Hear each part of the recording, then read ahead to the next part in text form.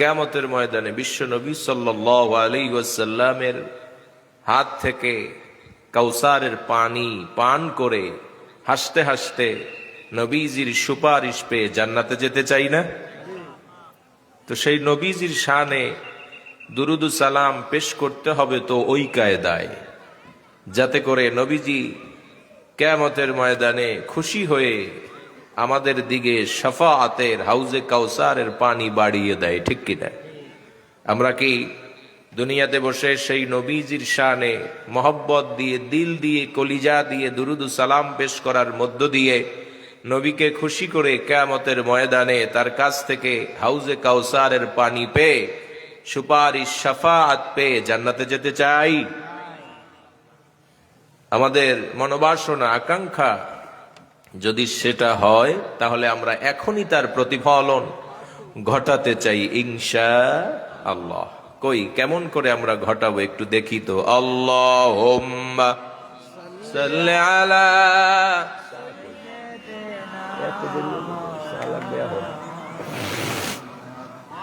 ওয়া আলা আলি সাইয়্যিদিনা।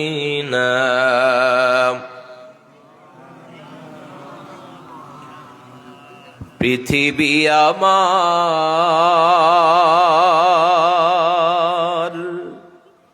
আসল ঠিকানা নয়, পৃথিবী আমার আসল ঠিকানা নয়। মরণ একদিন মুছে দেবে সকল রঙিন পরিচয়।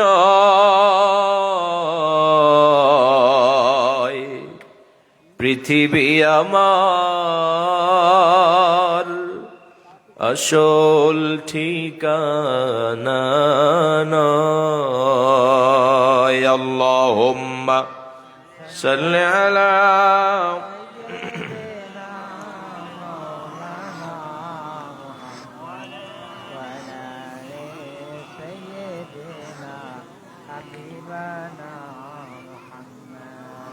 যে মানুষ মানুষের বেদনায় কেঁদেছিলেন জীবন মদিনায়,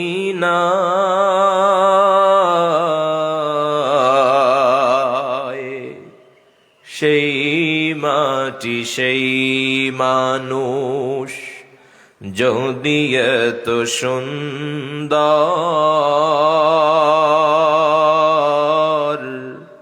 না জানি তাহলে তুমি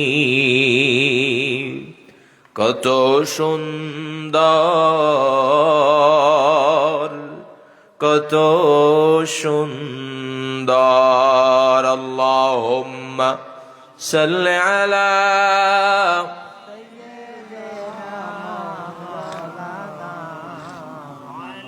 ওয়া আলা আলি সাইয়্যিদিনা। যে ফুল যুগ যুগান্তরে খুশবু ছড়ায়, যে ফুল যুগ যুগান্তরে খুশবু ছড়ায়, এঁকেছি সে ফুল মোরা মনেরি কাবায়। যে ফুল যুগ যুগান্তরে খুশবু ছড়ায়। বালাগাল উলা বিকামালিহি কাশাফাদ দুজা বিজামালিহি حسنت جميع خصاله صلوا عليه। ঐতিহ্যবাহী ভরতপুর কেন্দ্রীয় জামে মসজিদের আজীবন সদস্য সম্মেলনের উদ্যোগে আয়োজিত বাৎসরিক তাফসীরুল কোরআন মাহফিল 2025। আজকের এই মহতী অনুষ্ঠানের সম্মানিত সুযোগ্য স্বনামধন্য সভাপতি, অত্র অঞ্চলের গুণীজন শ্রদ্ধাভাজন ব্যক্তিত্ব জনাব আলহাজ আব্দুল খালেক সরদার, আজকের মাহফিলের আমন্ত্রিত ওলামায়ে কেরাম, ফুদালায়ে আযম, মঞ্চে বসা ওলামায়ে কেরাম, সামনে বসা মুরাব্বিয়ানে কেরাম, হৃদয়ের স্পন্দন যুবক ভাইয়েরা, স্নেহের কচি কাচারা, পর্দার আড়ালের মা এবং বোনেরা, আল্লাহ সুবহানাহু ওয়া তাআলার দরবারে আলিশানে কৃতজ্ঞতা পেশ করছি, শুকর আদায় করছি যে মহান রব্বুল ইজ্জত ওয়াল জালাল আমাদেরকে কনকনে ঠান্ডার মধ্যেও কোরআনুল কারীম, হাদিসে নববী থেকে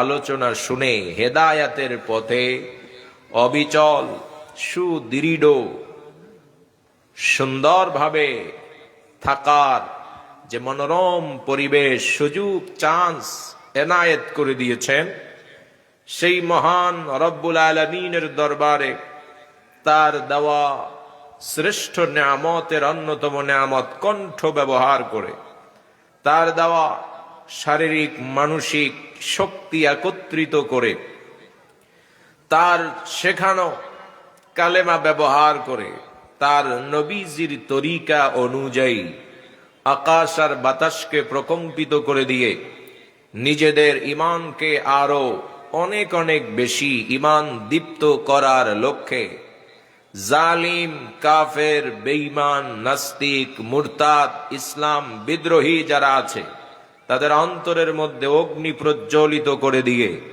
চিৎকার দিয়ে পুরুষ সূচিত কণ্ঠে একবার বলছি আলহামদুলিল্লাহ। আরো একবার বলুন আলহামদুলিল্লাহ। সমস্বরে একবার বলুন আলহামদুলিল্লাহ। রব্বানা লাকাল হামদ হামদান কাসীরান তাইয়িবান মুবারাকান ফীহি ইয়া রাব্বি লাকাল হামদু কামা ইয়ানবাগি লিজালালি ওয়াজহিকা ওয়া আযীমি সুলতানিকা। চিৎকার দিয়ে বলেন প্রশংসা আদায় করেছি কার? আরো জোরে বলেন কার?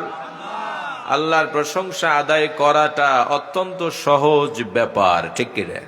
কিন্তু এর প্রতিদান অনেক অনেক বেশি। আপনাদের বিশ্বাস হয়? ইমাম বুখারী রাহমাতুল্লাহি আলাইহি তিনি একটি হাদিসের কিতাব সংকলন করেছেন, যে কিতাবের ব্যাপারে বলা হয়েছে আসহুল কুতুবি বা'দা কিতাবিল্লাহ। কোরআনুল কারীম বিশুদ্ধ কিতাব, সর্বশ্রেষ্ঠ কিতাব, যার মধ্যে কোনো ভুল নাই। এটা হলো সবচেয়ে বেশি বিশুদ্ধ একটি কিতাব। এর উপরে আর বিশুদ্ধ কোনো কিতাব হবে কিয়ামত পর্যন্ত কোনো মানুষের পক্ষে কোরআনের মতন অথবা কোরআনের চেয়ে বিশুদ্ধ নির্ভুল কোনো কিতাব রচনা সংকলন করা সম্ভব হবে। সেই কিতাবের পরে সবচেয়ে বিশুদ্ধ একখানা গ্রন্থ আছে, হাদিসের গ্রন্থ। সেই গ্রন্থের নাম হচ্ছে সহিহুল বুখারী। কি নাম? এটাকে আমরা সংক্ষেপে জানি সহিহুল বুখারী হিসাবে বা বুখারী শরীফ হিসাবে, কিন্তু এর একটা আসল একটা নাম আছে, লম্বা একটা আরবি নাম আছে না নাই? সেই নামটি ইমাম বুখারী তিনিই রেখেছেন।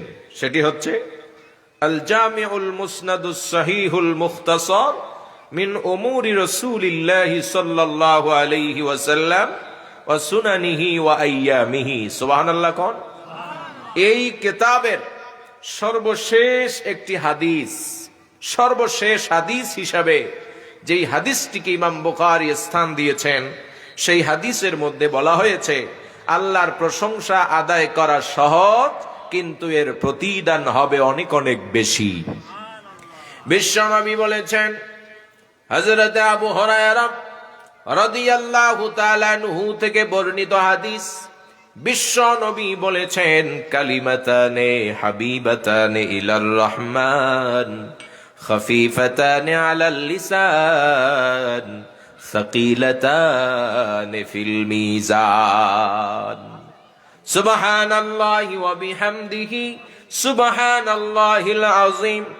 বিশ্ব নবী বলেছেন, এমন দুইটা কালেমা আছে যেই কালেমা দুইটা রহমানের কাছে মানে আল্লাহর কাছে অনেক অনেক বেশি প্রিয়। জোরে বলেন সুবহানাল্লাহ। বিশ্ব নবী বলেছেন রহমানের কাছে অতি প্রিয়, কিন্তু জবানে উচ্চারণ করা অতি সহজ, কোনো কষ্টই হয় না। বিশ্ব নবী বলেছেন জবানে উচ্চারণ করা সহজ হলে হবে কি, কিয়ামতের ময়দানে প্রত্যেক বান্দার আমলনামা, প্রত্যেক বান্দার আমল হিসাব করার জন্য যেই পরিমাপ যন্ত্র স্কেল, যেই দাড়িপাল্লা আল্লাহ তাআলা স্থাপন করবেন, সেই দাড়িপাল্লার মধ্যে যখন ওই দুইটি ছোট্ট ছোট্ট কালেমা দেওয়া হবে, ওই দাড়িপাল্লা, ওই মিজানের পাল্লাটা আল্লাহর সামনে, রব্বুল আলামিনের সামনে অনেক অনেক বেশি ভারী হয়ে যাবে। সেই দুইটা কালেমা হচ্ছে সুবহানাল্লাহি ওয়া বিহামদিহি সুবহানাল্লাহিল আযীম। ঠিক না বেঠিক? এই দুইটা কালেমা কিয়ামতের ময়দানে মিজানের পাল্লাটাকে কেন ভারী করবে? মুহাদ্দিসিনে কেরাম ব্যাখ্যা করেছেন তিন কারণে এই দুইটা কালেমা মিজানের পাল্লাকে ভারী করে দেবে। কয় কারণ? তিন কারণে। এক নম্বরের কারণ হচ্ছে এই দুইটা কালেমার মধ্যে আল্লাহ রাব্বুল আলামিনের পবিত্রতার ঘোষণা আছে না নাই? আল্লাহ তাআলার কোনো অংশীদার নাই, আল্লাহ তাআলার কোনো পিতামাতা নাই, আল্লাহ তাআলার কোনো ছেলে মেয়ে আত্মীয় স্বজন কেউ নাই, তিনি একক, তিনি এক অদ্বিতীয়। জোরে বলেন ঠিক কিনা? আল্লাহর এই পবিত্রতার ঘোষণা আছে, এজন্য এই কালেমা দুটি কিয়ামতের ময়দানে মিজানের পাল্লাটাকে ভারী করে দেবে। দুই নম্বরের যে কারণ সেটি হচ্ছে এই দুইটা কালেমার মধ্যে প্রশংসার কথা আছে কার? তিন নম্বরে এই দুইটা কালেমার মধ্যে শ্রেষ্ঠত্ব, মর্যাদা, বিরাটত্ব, মহানত্বের কথা আছে কোন মালিকের? আল্লাহ রাব্বুল আলামিন। এই তিন কারণে কিয়ামতের ময়দানে এই দুই কালেমা দ্বারা রব্বুল আলামিন মিজানের পাল্লাটাকে ভারী করে দিবেন। আর কোরআনে তো অবশ্যই আছে, যার মিজানের পাল্লা ভারী হবে সে তো জান্নাতি হয়ে যাবে। সূরাতুল কারিয়া নাম আছে না নাই এরকম একটা সূরার? আল্লাহ রাব্বুল আলামিন বলছেন, فَأَمَّا مَنْ ثَقُلَتْ مَوَازِينُهُ فَهُوَ فِي عِيشَةٍ راضية। রব্বুল আলামিন বলেন, কিয়ামতের ময়দানে যার মিজানের পাল্লাগুলো ভারী হয়ে যাবে, রব্বুল আলামিন বলেন সে তো সন্তোষময় জীবন সে লাভ করবে। তার মানে হলো আল্লাহর জান্নাতে চলে যাবে। তাহলে প্রশংসা করা সহজ, প্রতিদানটা সহজ প্রতিদান না অনেক বিশাল বড় প্রতিদান? আমরা কি প্রশংসা আদায় করতে চাই? জোরে বলেন, প্রশংসা আদায় করতে চাই? সব সময় প্রশংসা হবে কার? কোন নাস্তিক, মুরতাদ, বেঈমান, কাফের, বাউল, ফাউল এদের নামে কোনো প্রশংসা হবে না। প্রশংসা হবে তো রব্বুল আলামিনের। কার প্রশংসা হবে? দুনিয়ার মধ্যে যারা ঈমানদার, কিয়ামতের ময়দানেও তারা আল্লাহর প্রশংসা ভুলে যাবে না, সেখানেও আলহামদুলিল্লাহ আছে না নাই? জান্নাতে যখন প্রবেশ করতে যাবে, জান্নাতের নিয়ামত দেখে দুনিয়ায় যারা আল্লাহর প্রশংসা আদায় করত তারাও ওই সময়ও বলবে আলহামদুলিল্লাহ। আছে না নাই? সূরাতুজ জুমারের শেষ তিনটি আয়াতের মধ্যে রয়েছে, আল্লাহ রাব্বুল আলামিন বলেন, ওয়াসিকাল লাযীনা اتقوا ربهم إلى الجنة زمرا حتى إذا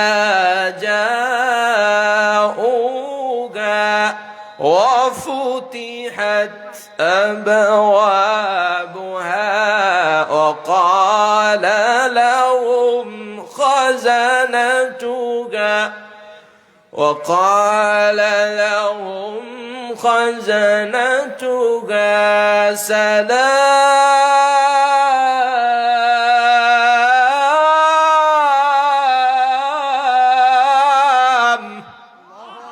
سلام عليكم طبتم فادخلوها খালিদিন।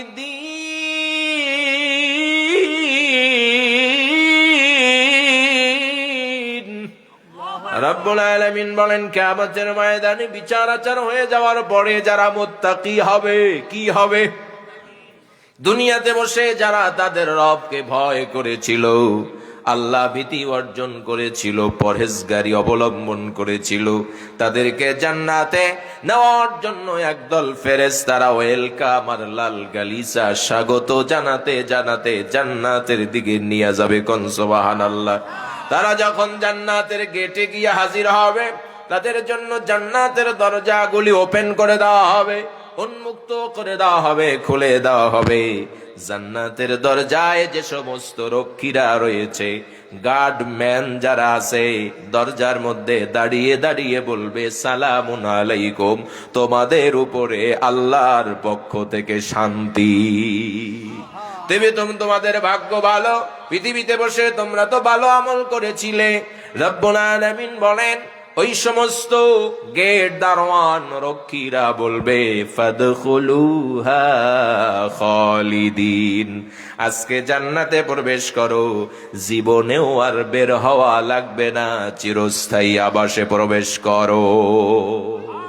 যখন এই কথাটা মুত্তাকি বান্দারা শুনবে, আল্লাহ রাব্বুল আলামিন বলছেন, ওই সময় মুত্তাকি বান্দারা বলবে, وقالوا الحمد لله الذي صدقنا وعده وأورثنا الأرض نتبوأ من الجنة حيث نشاء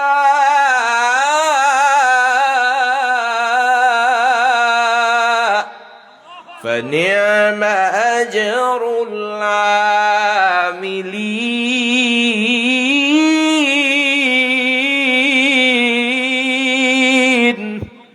আল্লাহ রাব্বুল আলামিন বলেন, ওই সময় জান্নাতীরা মুত্তাকিরা বলবে, আলহামদুলিল্লাহ।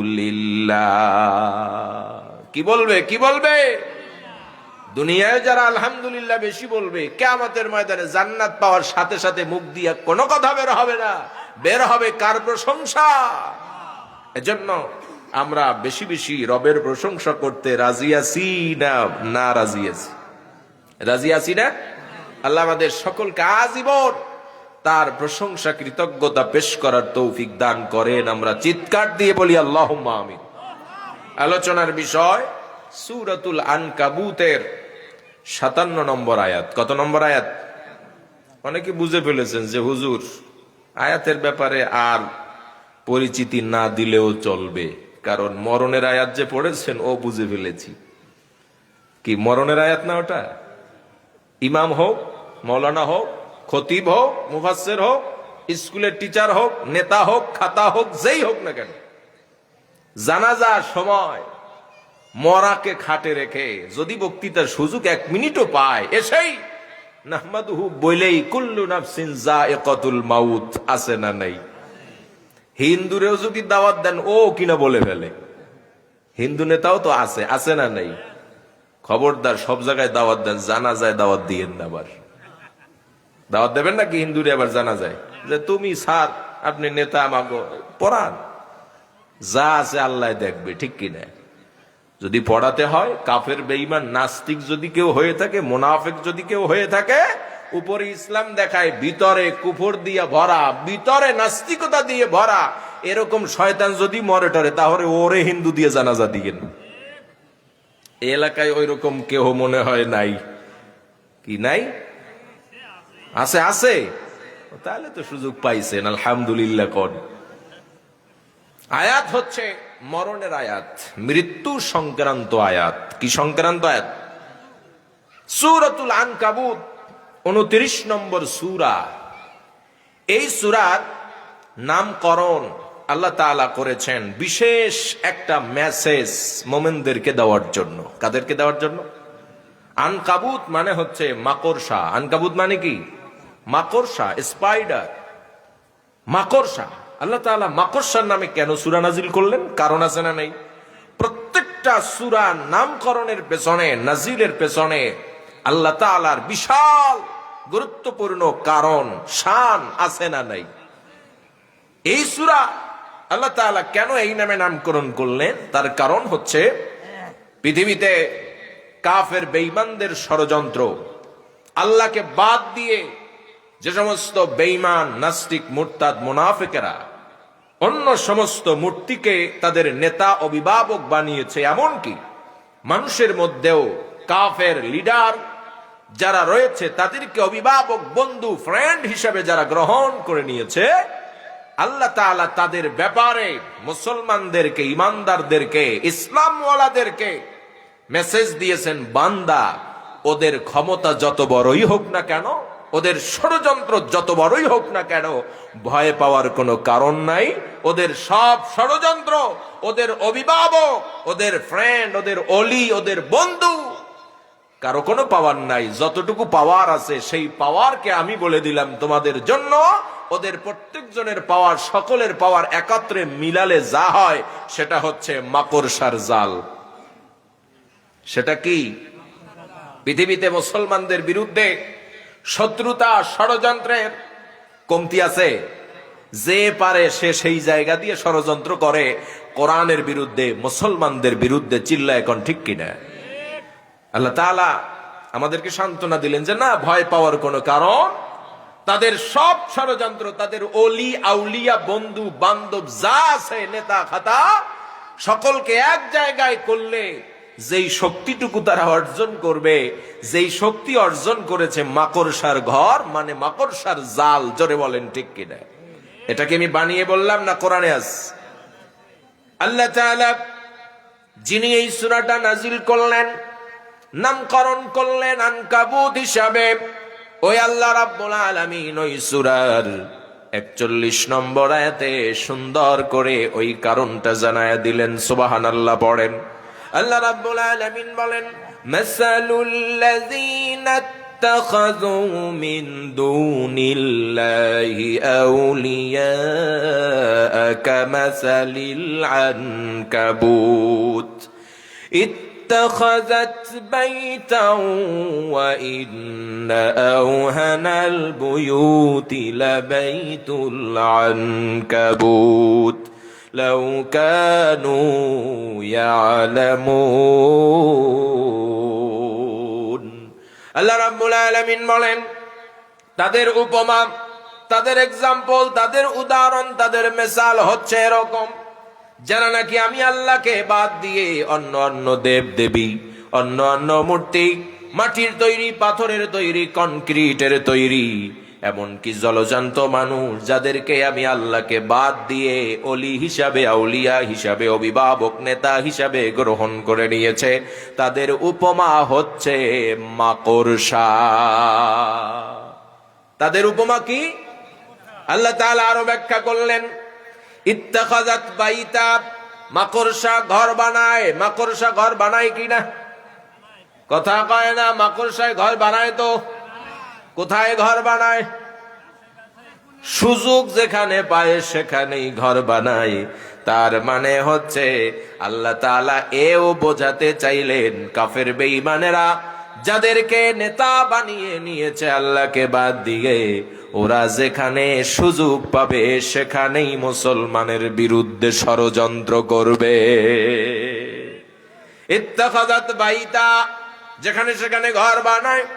আল্লাহ রাব্বুল আলামিন আরো মেসেজ দিলেন, ইনফরমেশন, তথ্য দিলেন, ওয়া ইন্না আওহানাল বুয়ুতি লাবাইতুল আনকাবুত। রব্বুল আলামিন বলেন, পৃথিবীতে যত ঘর আছে, যত প্রাণী যত ঘর বানায়, বাবুই পাখিতে ঘর বানায়, কাকে ঘর বানায়, চড়ুই পাখিতে ঘর বানায়, মানুষেরাও ঘর বানায়, বানায় কি বানায় না? মৌমাছিতেও ঘর বানায়। মানুষের মধ্যে যত সৃষ্টি আছে, পশু পাখি আছে, তাদের যত ঘর আছে বসবাসের জন্য, সকলের ঘরের মধ্যে সবচাইতে ক্ষীণ, সবচাইতে দুর্বল, উইক, দয়ীফ ঘর হচ্ছে মাকড়সার ঘর। জোরে বলেন ঠিক কিনা? কাফের বেঈমান যাদেরকে অভিভাবক মানিয়ে নিয়েছে, যাদেরকে বন্ধু বানিয়েছে, আল্লাহর জায়গা যাদেরকে দিয়েছে, ওদের ষড়যন্ত্র শক্তি সামর্থ্য একটা মাকড়সার জাল থেকে বেশি কিছু নয়। সুতরাং যত ষড়যন্ত্র আসুক, যত কূট কৌশল আমাদের বিরুদ্ধে কাফের বেঈমান নাস্তিক মুরতাদ বাউল ফাউল মুনাফিকরা করুক না কেন, আমাদের বুকের মধ্যে আল্লাহর কোরআনের বাণী রয়েছে। ওই সাহসে, আল্লাহর কথার সাহসে আমরা পিছপা হব না, মোকাবেলা করব। যেভাবে ঝাড়ুর আঘাতে মাকড়সার জাল ছিন্ন ভিন্ন হয়ে যায়, মুসলমানেরা তাকবীরের ধ্বনি দিবে, সাথে সাথে কাফের বেঈমান নাস্তিক মুরতাদ বাউল ফাউল মুনাফিকদের সব ষড়যন্ত্র নিমিষেই চুরমার হয়ে যাবে। ঠিক কিনা? কাফেরদের বিরুদ্ধে হুঙ্কার দিতে হবে নাকি পিছপা হতে হবে? যেখানে মুসলমানদের বিরুদ্ধে ষড়যন্ত্র হবে, কোরআনের বিরুদ্ধে ষড়যন্ত্র হবে, ইসলামী রাষ্ট্র কায়েমের বিরুদ্ধে ষড়যন্ত্র হবে, সব জায়গায় মুসলমানদেরকে পুরুষের মতন, কাপুরুষের মতন নয়, বীর পুরুষের মতন হুঙ্কার মারতে হবে, যাতে করে গৌর গোবিন্দের মতন দেশ ছেড়ে, চেয়ার ছেড়ে পালাতে বাধ্য হয়। জোরে বলেন ঠিক কিনা?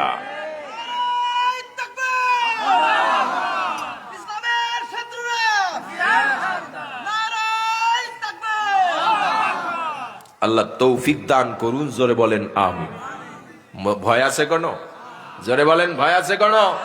কাফেরদের অলি আমাদের অলি, আমাদের অলি আল্লাহ। আমাদের অলি কে? আমাদের অলি আল্লাহ। আল্লাহ তিনি আমাদেরকে সঠিক পথ দেখান। ঠিক কিনা? আলোর পথ দেখান, অন্ধকার থেকে আমাদেরকে বের করে সব সময় আলোর পথ দেখান। জোরে বলেন ঠিক কিনা? আমাদের অলি কে? আমাদের অলির সামনে অন্য কোন অলি বেল আছে? জোরে বলেন বেল আছে? আল্লাহ তাআলা বলেন, আল্লাহু আলিয়ুল্লাযীনা আমানু ইউখরিজুহুম মিনাজ-যুলুমাতি ইলান-নূর ওয়াল্লাযীনা কাফারু আউলিয়াউহুমুত-তাগুতু ইউখরিজুনাহুম মিনান-নূরি ইলাজ-যুলুমাত উলাইকা আসহাবুন নারি হুম ফিহা খালিদুন। আল্লাহ রাব্বুল আলামিন বলেন, আল্লাহু ওয়ালিয়ুল্লাযীনা আমানু, যারা ঈমান আনয়ন করেছে আমি আল্লাহ তাদের বন্ধু। আল্লাহ যাদের বন্ধু হয় তাদের কিসের আবার ভয়? আল্লাহর বন্ধুত্বকে বুকে লালন করে, অন্তরে লালন করে আমরা সামনের দিকে এগিয়ে যাব। কখনোই কাফেরদের ভয়ে পিছপা হয়ে ইঁদুরের গর্তে আমরা ঢুকতে রাজি না।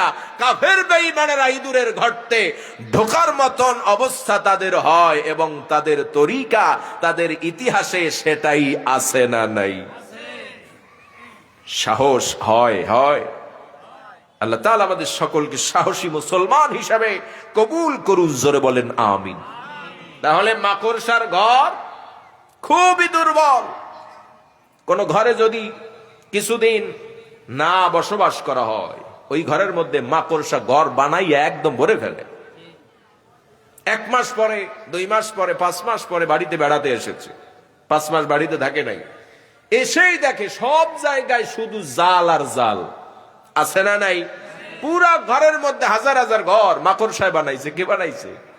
ওই সময় কি আপনারা ফোন দেন উপজেলা পরিষদে, সিটি কর্পোরেশনকে, বলেন যে আমাদের ঘরে অনেক মাকড়সার জাল আছে, ঘর আছে, এগুলো তো ভাঙার সাহস আমাদের নাই, কিছু বুলডুজার পাঠাই দেন। কি এইটা কি বলেন কখনো? কি করেন? সমান করি ভেলায়, সমান করি ভেলায় মোটে, ঠিক কিনা? ওতে মেলা শক্তি ক্ষয় হয় না? নাকের মধ্যে মাস্ক একটা লাগাইয়া ঝাড়ুর আগা দিয়া সমানে বাড়ির পরে বাড়ি, ঠিক কিনা? একটাও জায়গায় স্থানে আর স্থির থাকতে পারে না।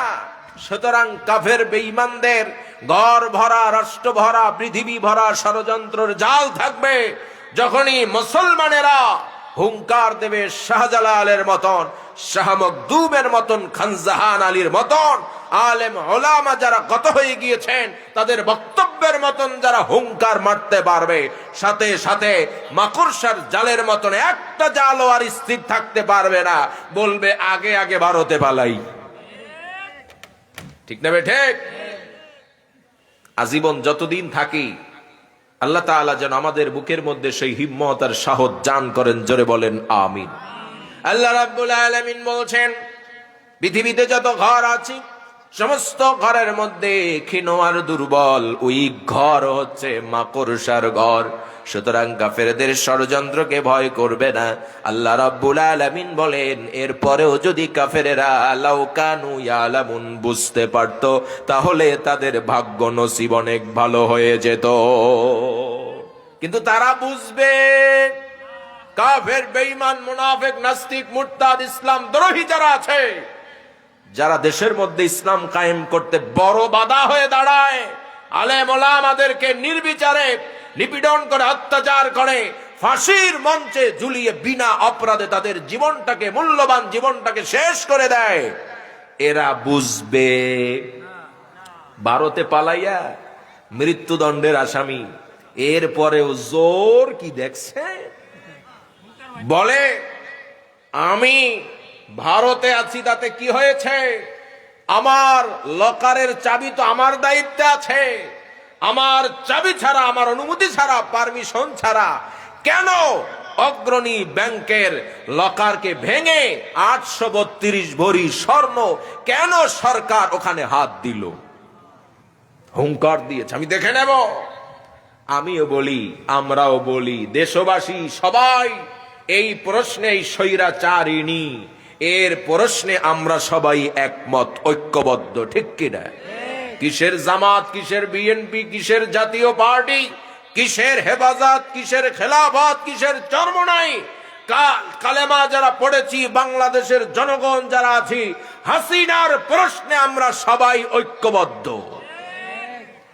যদি ঐক্যবদ্ধ না হও, নিতম্ব যা আছে গোস্ত টোস্ত কিচ্ছু থাকবে না। কথা বলেন ঠিক কিনা? হাসিনাকে আবারও পুনর্বাসন করবার জন্য তলে তলে ষড়যন্ত্র কিন্তু কম হচ্ছে না, ঠিক কিনা? এখন আমরাও দেখে নেব, আমরাও দেখে নেব। 832 ভরি স্বর্ণ শুধু লকারে, ওর বাহিরে কত আছে হিসাব আছে কোন? সুটকেস ভরে ভরে কয় সুটকেস নিয়েছে আল্লাহই ভালো জানে। আল্লাহ একে হেদায়াত দিক, দোয়া করি, ঠিক কিনা? কালেমা তো পড়ছে, কালেমা পড়ছে না? হেদায়াতের দোয়া করি তার জন্য।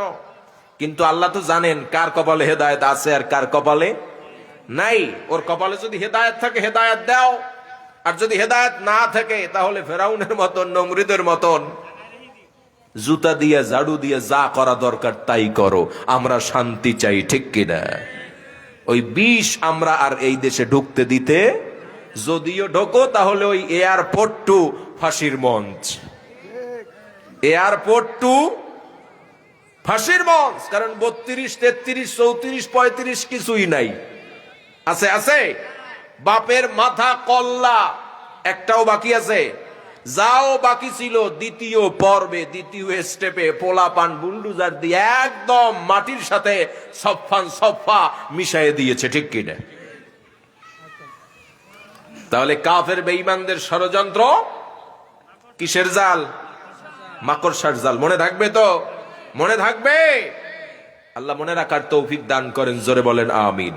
আল্লাহ তাআলা বলছেন ওই সূরার 57 নম্বর আয়াতে, কুল্লু নাফসিন যায়িকাতুল মাউত, জীব মাত্রই মরণের স্বাদ আস্বাদন করাই লাগবে, মরণ থেকে বাঁচার কোনো সুযোগ নাই। কোথায় যাবে? চাঁদের দেশে যাবে? মঙ্গল গ্রহে গিয়া বাড়ি বানিয়ে সেখানে থাকবে? মরণের হাত থেকে বাঁচতে পারবে না। এই কথাটা আল্লাহ তাআলা কোরআনে 3 জায়গায় বলেছেন। কয় জায়গায়?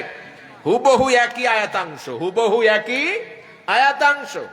সূরাত আলে ইমরান খোলেন, 185 নম্বর আয়াত। রব্বুল আলামিন বলছেন, কুল্লু নাফসিন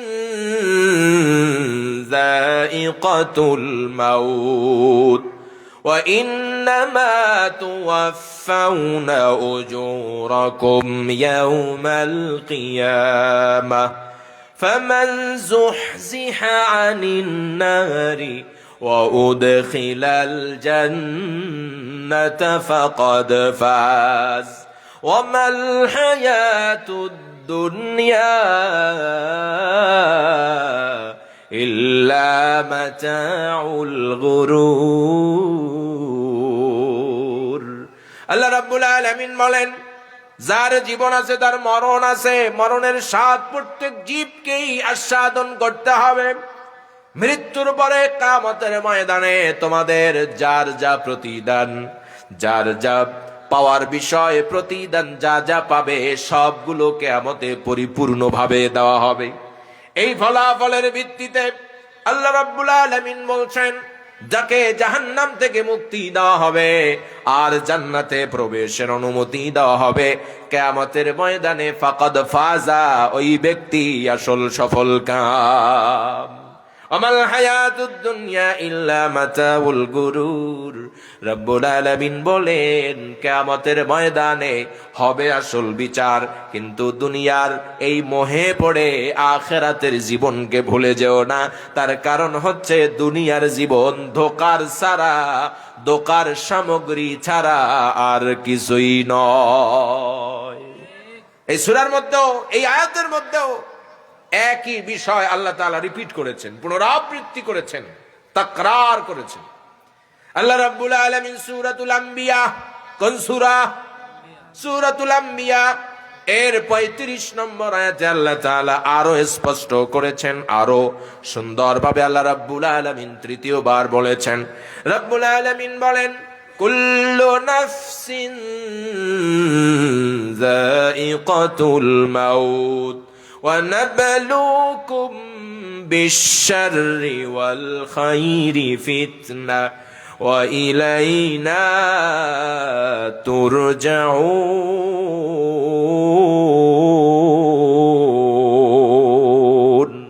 আল্লাহ রাব্বুল আলামিন বলেন, জীব মাত্রই মরণশীল, মৃত্যুর স্বাদ আস্বাদন করতে হবে। আর জেনে রাখো, আমি অবশ্যই কিয়ামতের ময়দানে তোমাদেরকে উত্তম পুরস্কার দেওয়ার জন্য পৃথিবীতে আমি আল্লাহ তাআলা অবশ্যই তোমাদেরকে ভালো মন্দ দিয়ে আমি পরীক্ষা করব। কিন্তু পরীক্ষা করব, এরপরে পরীক্ষার পরে একদিন মরণ হয়ে যাবে। মরণের পরে অবশ্যই অবশ্যই তোমরা নিঃশেষ হয়ে যাবে না, আল্লাহর কাছে আবারও তোমাদেরকে ফিরে যেতে হবে। ঠিক না বেঠিক? তাহলে আল্লাহ তাআলার কোনো কথা একবার বললেই তো যথেষ্ট, ঠিক কিনা? আল্লাহ তাআলা এরপরও 3 বার কেন বললেন একই বিষয়? তার কারণ হচ্ছে মরণ এমন একটা বিষয় যার হাত থেকে কেউ বাঁচতে পারবে না। যাকে আল্লাহ তাআলা জীবন দিয়েছেন তার জীবনটা নাশ হবে। যাকে আল্লাহ তাআলা জীবন দেন নাই, জড় পদার্থ আছে, সবগুলো মিশে যাবে, খান খান হয়ে যাবে, মেসাকার হয়ে যাবে, ঠিক কিনা? আল্লাহ রাব্বুল আলামিন বলেন, আসমান আর জমিনে, আসমান আর জমিন এর মধ্যে যা কিছু আছে, ভূপৃষ্ঠে যা কিছু আছে, সব কিছু একদিন শেষ হয়ে যাবে, নিঃশেষ হয়ে যাবে। কেবলমাত্র এইগুলোর স্রষ্টা আমি আল্লাহ তাআলাই অবশিষ্ট থাকব। সূরাতুর রহমান যারা পড়েছেন তারা অবশ্যই জানেন, আল্লাহ তাআলা বলছেন, কুল্লু মান আলাইহা ফান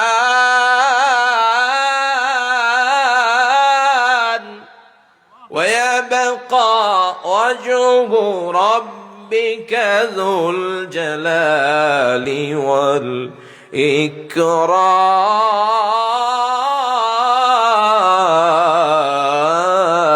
ইকরাম। রব্বুল আলামিন বলেন কুল্লু মান আলাইহা ফান, ভূপৃষ্ঠের উপরে যা কিছু আছে সব কিছু শেষ হয়ে যাবে। মানুষ হও, চতুষ্পদ জন্তু হও, যাবে, থাকবে শুধু মহামহিয়ান মারা, মানে আল্লাহর সত্তা অস্তিত্ব ঠিক থাকবে। ঠিক না ঠিক? সবার মরণ আছে না নাই? সবার মরণ আছে, সবার বিনাশ আছে, কেউ অবিনশ্বর নয়, সব কিছুই নশ্বর। আর দুনিয়া ফানিয়া, দুনিয়া শেষ হয়ে যাবে, আসমান জমিন শেষ হয়ে যাবে, থাকবে কে? জোরে বলেন কে থাকবে?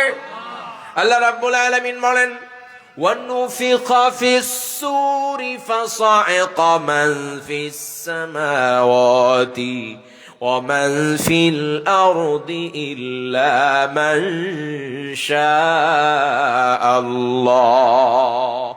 আল্লাহ রাব্বুল আলামিন বলছেন, আমি ইসরাফিল আলাইহিস সালাতু ওয়াস সালামকে একটা দায়িত্ব দিয়েছি, মহান দায়িত্ব। সেটি হচ্ছে সিংহা নিয়া রব্বুল আলামিনের সৃষ্টিকৃত মাইক নিয়া, সাউন্ড বক্স নিয়া হযরতে ইসরাফিল আলাইহিস সালাতু ওয়াস সালাম দাঁড়িয়ে আছেন, দায়িত্বে নিয়োজিত আছেন। যখন হুকুম হবে আর হুকুমের মাধ্যমে যখন ওই ফুৎকার দেওয়া হবে, সিংহার মধ্যে যখন ফুৎকার হবে, আসমান আর জমিনে যা কিছু আছে ফাসাইকা আয় মাতা, সব কিছু মরে যাবে। সব কিছু কি হবে? জিবরিল, মিকাইল, ইসরাফিল, মালাকুল মউত, এদের মরণ হবে না। এরপরে জাহান্নামের ফেরেশতা, মালিক ফেরেশতা যারা এসেছেন, শ্রেষ্ঠ হয়ে এসেছেন, তাদেরও মরণ আছে না নাই? নবী রাসূল মরে নাই, মৃত্যুবরণ করেছে না তারা? তবে তাদের মৃত্যু আর সাধারণ মানুষের মৃত্যু আকাশ আর পাতাল তফাত। ঠিক না বেঠে? তাদের মরণ, তাদের মৃত্যু হয়েছে স্পেশালি, বিশেষ কায়দায় মৃত্যু, কায়দায় আছে। বিশ্ব নবী ও শ্রেষ্ঠ নবী, আমার বন্ধু, আমার প্রিয়, তোমার পূর্বে আমি কাউকে অনন্ত অমরত্ব আমি দান করি নাই। তুমি যদি মরে যাও তাহলে তারা কি বেঁচে থাকবে নাকি? তোমার মরণ হবে, তোমার পূর্বে যত নবী এবং রাসূল ছিলেন তাদেরও মরণ হয়েছে। তোমার বিরোধিতা যারা করছে, কাফের বেঈমান, তারাও বেঁচে থাকতে পারবে না, তারাও মারা যাবে। মারা যাবে কিনা? নবীজিও মরবেন এবং তিনি মরেছেন, মারা গিয়েছেন, মৃত্যু বরণ করেছেন, পরলোক গমন করেছেন, আখিরাতের পথে যাত্রা হচ্ছে। সুবহানাল্লাহ আসে না? জোরে বলেন সুবহানাল্লাহ। বিশ্ব নবী বলেছেন, সব নবী এবং রাসূল কবরে জীবিত। কোথায় জীবিত? তবে তাদের কবরের জীবনটা কেমন? দুনিয়ার জীবনের মতো নয়। ওখানে কেমন জীবন তারা লাভ করছেন এ বিষয়ে আমরা কিছু জানি না। জানেন কে? ইউসাল্লুন, আল্লাহ তাআলার হাবিব বলেছেন তারা অনবরত, প্রেজেন্ট, ফিউচার, ইউসাল্লুন, মুজারের সিগা হালও আছে, মুস্তাকবিলও আছে। ইউসাল্লুন, তারা অনবরত এখনো নামাজ পড়ছে, কিয়ামত পর্যন্ত তারা নামাজ এই সময়ে কাটাবে। দুনিয়ায় বসে খাওয়া দাওয়ায় সময় একটু নষ্ট হয়েছে, ইবাদতে সময় দিতে পুরা 24 ঘন্টা দিতে না পারলেও কবরে বসে এখন নামাজ নামক মহা ইবাদতে নবী এবং রাসূলেরা সময় দিচ্ছেন। ঠিক কিনা? নামাজ এত বড় ইবাদত, এখানে নামাজের গুরুত্ব বোঝানো হয়েছে যে নামাজটা কেমন গুরুত্ব। কবরের মধ্যে নবী এবং রাসূলেরা দান করে না, সরাসরি বিশ্ব নবী সাহাবীদেরকে একবার বলছেন, ও সাহাবীরা, জুমার দিন তোমরা বেশি বেশি দুরুদ আর সালাম পেশ করবে, কেননা কবরে আমি থাকাকালীন ওই দুরুদ গুলো আমি বিশ্ব নবীর কাছে পাঠানো হয়। সাহাবায়ে কেরাম বুঝতে পারলেন না, সাহাবায়ে কেরাম এই বিষয়ে তো অজ্ঞ ছিলেন। তারা বলেই ফেললেন, ও নবী, কবরের মধ্যে কিভাবে আপনি দুরুদ প্রাপ্ত হবেন? আপনি তো শেষ হয়ে যাবেন, মাটির সাথে মিশে যাবেন। বিশ্ব নবী তখন সিউরিটি দিলেন, নিশ্চয়তা দিলেন এভাবে।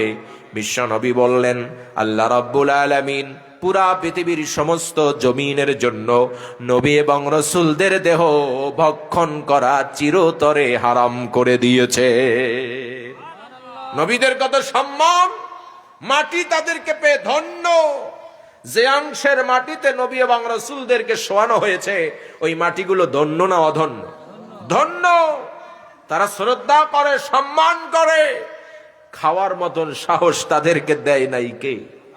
জোরে বলেন, কে দেয় নাই? নবী করিম সাল্লাল্লাহু আলাইহি সাল্লাম যে রাতে মেরাজে গিয়েছিলেন, সেই রাতে তিনি মূসা নবীকে দেখতে পেলেন যে তিনি তার কবরের উপরে দাঁড়িয়ে দাঁড়িয়ে নামাজ আদায় করছে। জোরে বলেন সুবহানাল্লাহ। তাহলে মরণ আছে না নাই? সাধারণ মানুষ মারা যাবে কিন্তু কবরেই শেষ হয়ে যাবে, ঠিক কি না? কবরেই শেষ হয়ে যাবে, কিন্তু নবী এবং রাসূলেরা কবরের মধ্যে শেষ হবে না। নবী এবং রাসূলেরাও যে মারা যায় তার একটা দৃষ্টান্ত হাদিসে আছে না নাই? নবী মূসা, যার ব্যাপারে কোরআনে অনেক বেশি আলোচনা এসেছে, আছে না নাই? নবী মূসা আলাইহিস সালাতু ওয়াস সালাম ঘরের মধ্যে বসে আছেন। হঠাৎ করে একজন অচেনা আননোন পারসন সে ঘরের মধ্যে ঢুকেই মূসা নবীকে কিছু বলার আগেই বলে ফেলছেন, ও মূসা, আমি তোমার জান কবজ করতে আসছি। সুবহানাল্লাহ কোন?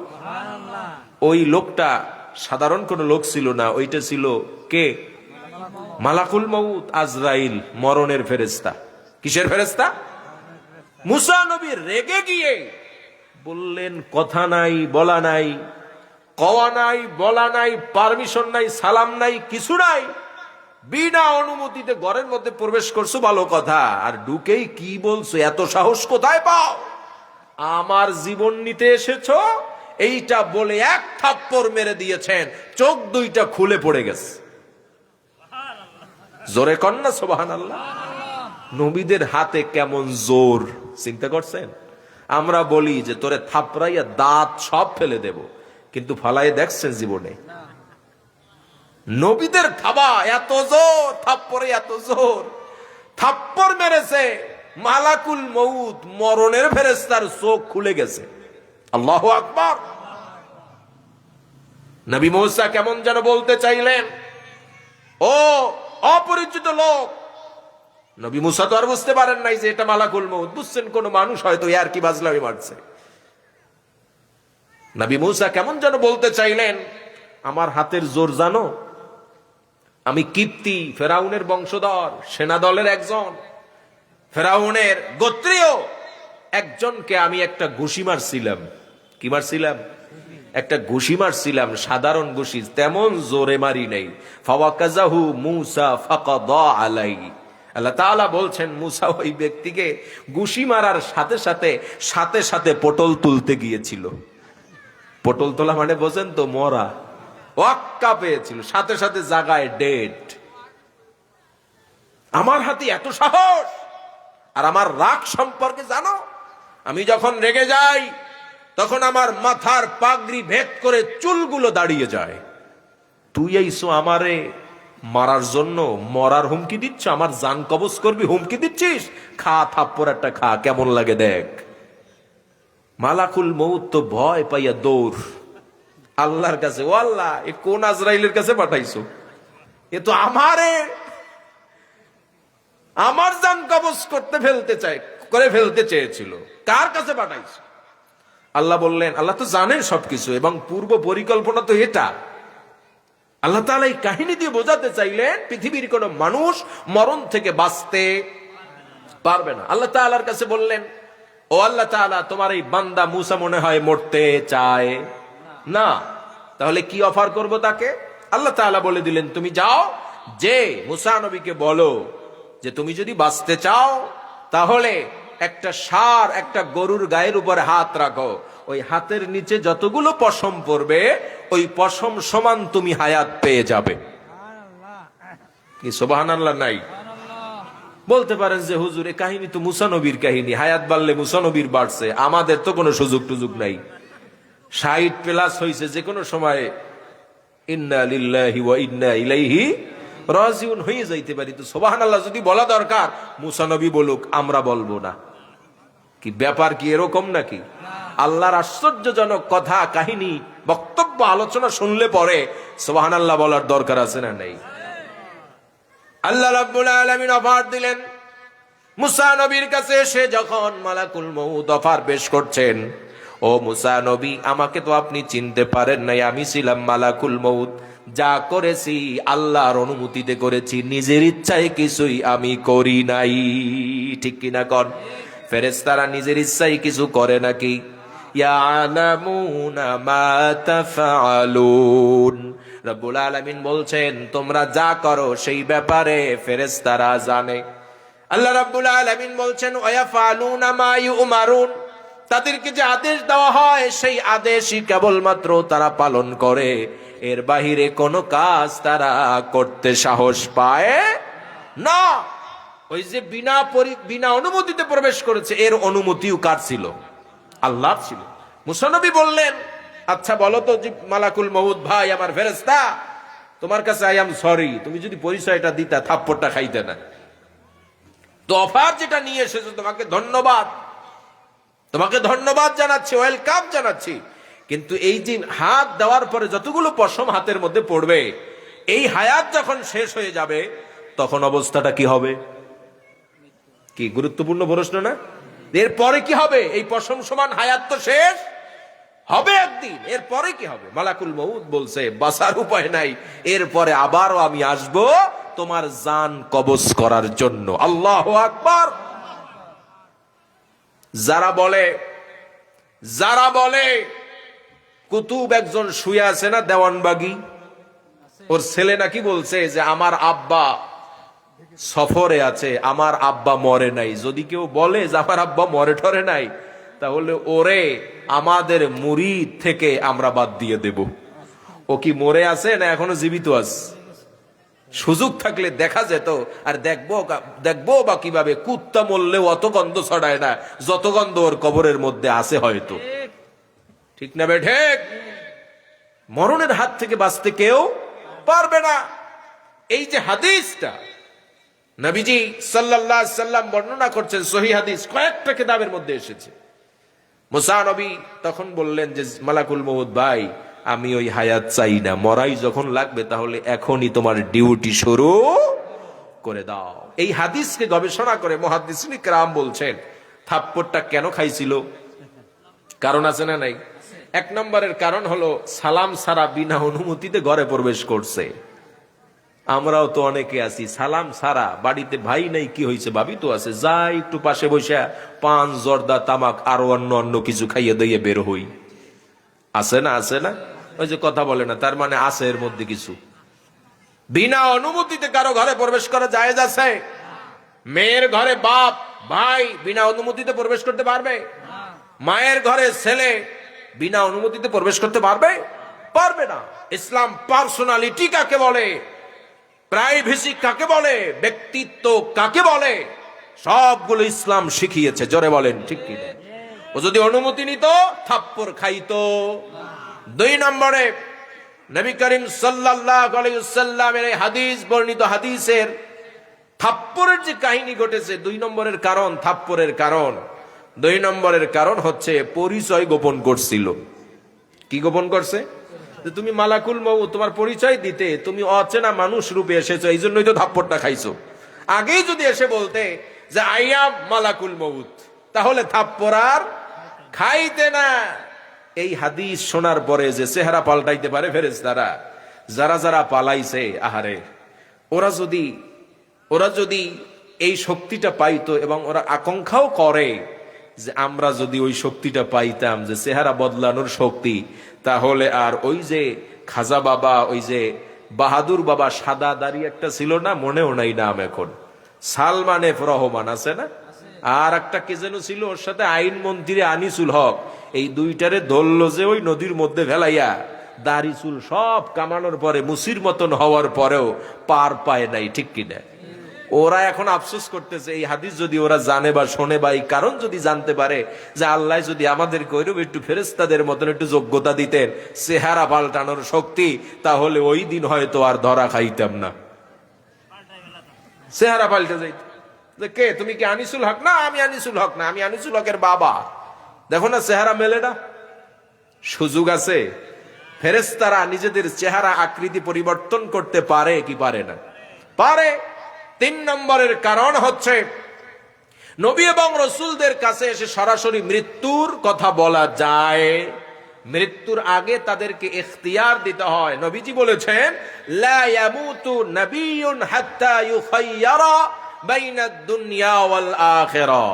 নবীজি বলেছেন, কোন নবী মরে না ততক্ষণ পর্যন্ত যতক্ষণ না তাকে দুনিয়া অথবা আখিরাত দুইটা থেকে যে কোনো একটা চয়েস করা, পছন্দ করার ইখতিয়ার দেওয়া হয়। সুবহানাল্লাহ। নবীদের সম্মান আছে না নাই? হুট করে এসে জান কবজ করে নিয়ে চলে যাবা, এটা হবে না। নবীদের কাছে এসে বলতে হবে, ও নবী, আপনার মৃত্যুর সময় আসন্ন, আপনি কি মরতে চান নাকি আপনি দুনিয়ায় বেঁচে থাকতে চান? কোনটা চান? যেটা চাইবেন সেটাই আল্লাহর পক্ষ থেকে দেওয়া হবে, ঠিক কিনা? কিন্তু নবীরা দুনিয়াদার ছিলেন না যে আমি আজীবন বাঁচতে চাই, আমি আখিরাত চাই, ঠিক কিনা? নবীজির কাছে এসেও মালাকুল মউত এই ইখতিয়ার পেশ করছিলেন না? ও নবী, আপনি কি দুনিয়ায় থাকতে চান নাকি আল্লাহর সাথে সাক্ষাতে যেতে চান? নবীজি বলেছিলেন, ইলার রফিকিল আলা, আমি আল্লাহর সাক্ষাতে ব্যস্ত হয়ে আছি। জোরে বলেন সুবহানাল্লাহ। সেই রকম মোমেন যারা আছে, উম্মতে মুহাম্মাদি যারা আছে, একনিষ্ঠ ঈমানদার যারা আছে, তারাও দুনিয়াদার হতে পারে। তারা আখিরাতের চিন্তায় সব কাজ করে। জোরে বলেন ঠিক কিনা? মরণ যেহেতু আছে, মরণের মধ্যে 2টা প্রকার আছে। একটা হলো ভালো মরণ, আর একটা হলো খারাপ মরণ, ঠিক না বেঠিক? দুনিয়াতে 2টা মরণই প্রচলিত আছে না নাই? বরঞ্চ ভালো মরণের থেকে খারাপ মরণের প্রচলন বেশি আছে।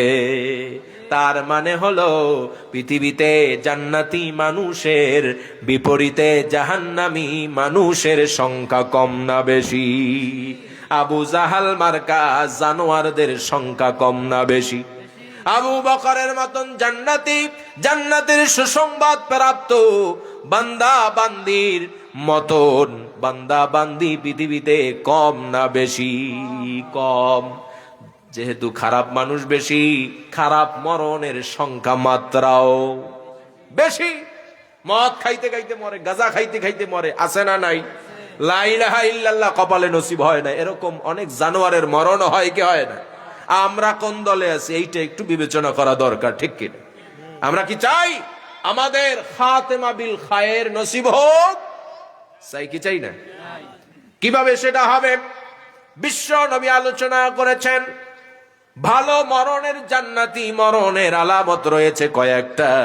তার মধ্যে 1 নম্বরে হচ্ছে, যেই বান্দা দুনিয়ার সফর শেষ করে আখিরাতের সফরে যাত্রা শুরু করবে, ওই মুহূর্তে সে যদি লা ইলাহা ইল্লাল্লাহ মুহাম্মাদুর রাসূলুল্লাহ বলতে বলতে যদি যেতে পারে, তাহলে তোমরা নিশ্চিত থাকতে পারো ওই বান্দা বান্দিটা আল্লাহর জান্নাতি। বিশ্ব নবী বলেছেন, মান কানা আখিরু কালামিহি লা ইলাহা ইল্লাল্লাহ দাখালাল জান্নাহ। বিশ্ব নবী বলেছেন, যেই বান্দা বান্দির, যেই উম্মতের, যেই আল্লাহর বান্দির শেষ কালেমা হবে, শেষ কথা হবে লা ইলাহা ইল্লাল্লাহ, ওই বান্দা বান্দি আল্লাহর জান্নাতে চলে যাবে। জোরে বলেন না সুবহানাল্লাহ। বিশ্ব নবী এর জন্য বলেছেন, লাকিনু মাউতাকুম কাওলা লা ইলাহা ইল্লাল্লাহ। ও আমার উম্মতেরা, ও আল্লাহর বান্দা বান্দিরা, তোমরা মনোযোগের সাথে শ্রবণ করো। তোমরা যখন দেখবে তোমাদের আপনজনেরা, তোমাদের ভাইয়েরা, তোমাদের বন্ধুরা, আত্মীয় স্বজনেরা মৃত্যু শয্যায় সজ্জিত হয়ে আছে, সেই মুহূর্তে আহাজারি রোনাজারি কান্নাকাটি চিন্তা ভাবনা না করে তার পাশে বসে বসে কালেমা লা ইলাহা ইল্লাল্লাহর তালকিন করো। মুমূর্ষু ব্যক্তি হসপিটালে মুমূর্ষু হয়ে আছে, বাড়িতে মুমূর্ষু হয়ে আছে, জান যাবে যাবে ভাব, জীবন মৃত্যুর সন্ধিক্ষণে উপস্থিত, ওই বান্দার পাশে বসে, ওই বান্দির পাশে বসে জোরে জোরে কান্নাকাটি করা যায়? আমরা তো অজ্ঞ মূর্খ, এজন্য আমরা এগুলো জানি না, ঠিক কিনা? ওর পাশে বসে লা ইলাহা ইল্লাল্লাহ জিকির দিতে হবে, ওকে স্মরণ করে দিতে হবে যে তুমি মুসলমান, তোমার এখন বলা উচিত লা ইলাহা ইল্লাল্লাহ। এটা বলতে বলতে যদি তুমি দুনিয়া থেকে বিদায় নিতে পারো, তোমার মতন ভাগ্যবান ভাগ্যবতী দ্বিতীয় আর একটা হবে না। আমরা কি আজকের এই মাহফিল থেকে, এই তাফসীর থেকে একটা শিক্ষা নিয়ে বাড়ি যেতে পারি? জোরে বলেন পারি? সেই শিক্ষাটা হচ্ছে আমাদের মাঝ থেকে প্রতিনিয়ত অনেক আত্মীয় স্বজন বন্ধু বান্ধব বিদায় নিচ্ছে না, তাদের পাশে গিয়া ফল মূল নিয়ে যান, সেটা ঠিক আছে, সেটা আদব, রোগীকে দেখতে যাওয়ার আদব এটা। কিন্তু সবচেয়ে বড় করণীয় হচ্ছে পাশে যতক্ষণ থাকবেন ততক্ষণ আস্তে আস্তে তার কানের পাশে বসে বসে লা ইলাহা ইল্লাল্লাহ, লা ইলাহা ইল্লাল্লাহ এভাবে বলতে থাকবেন।